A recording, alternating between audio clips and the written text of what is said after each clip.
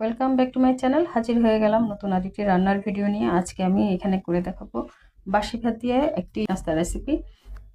সম্পূর্ণ ভিডিওটি দেখতে সাথেই থাকুন।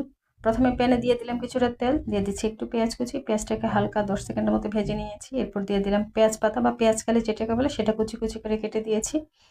এটাকে একটু ভেজে নিচ্ছি।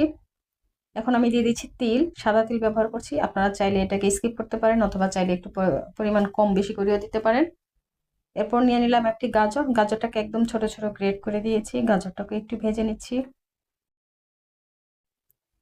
গাজরটা 30 সেকেন্ডের মতো ভেজে নেওয়ার পর দিয়ে দিচ্ছি এখানে টমেটো। টমেটোকে একদম ছোট ছোট গ্রেট করে নিয়েছি। টমেটোটাকে একটু ভেজে নিচ্ছি।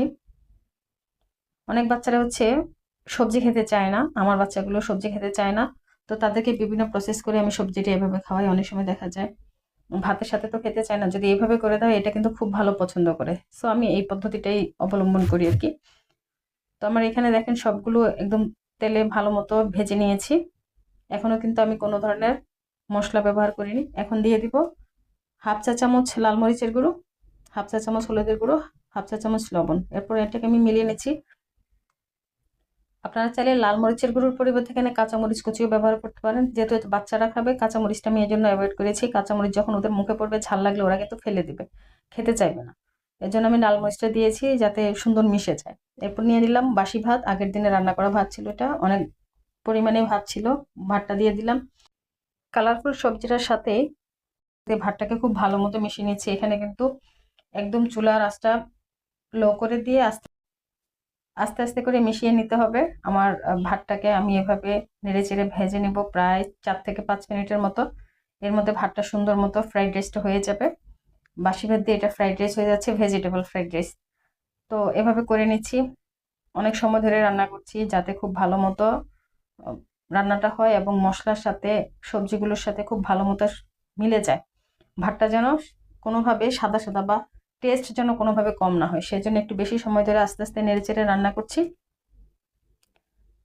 কন্টিনিউয়াসলি নাড়তে হচ্ছে, কারণ তা নাহলে নিচে লেগে যাবে। আর এখানে তেলটা অনেক বেশি ব্যবহার করছি না, সেই জন্য চাচ্ছি যে অল্প তেলের মধ্যেই এটাকে রান্না করতে, যার কারণে আমাকে বেশি সময় ধরে নাড়তে হচ্ছে। এখানে তেলটা একটু বেশি দিলে কিন্তু নিচে অত বেশি নাড়তে হয় না, নিচ থেকে লেগেও যায় না। তো আমি পরিমাণে একটু কম দিয়েছি। এই জন্য আস্তে আস্তে নেড়ে চেড়ে রান্না করছি। দেখেন কালারটা কতটা সুন্দর হয়েছে এবং সবজিগুলো কি সুন্দর কালারফুল দেখা যাচ্ছে। তো আমার রান্নাটা কমপ্লিট, এর মধ্যে মোটামুটি হয়ে গিয়েছে। আমি এখন এটা খাবারের জন্য পরিবেশন করে দিচ্ছি। যেহেতু বাচ্চাদেরকে খেতে দিব, তাই ওদের জন্য বেড়ে নিচ্ছি। তো যদি ভিডিওটি ভালো লেগে থাকে অবশ্যই লাইক কমেন্ট শেয়ার করে পাশে থাকবেন এবং চ্যানেলটিকে সাবস্ক্রাইব করে দিবেন। যারা এর মধ্যে চ্যানেলটি সাবস্ক্রাইব করেছেন আপনাদের সকলকে অসংখ্য ধন্যবাদ পাশে থাকার জন্য।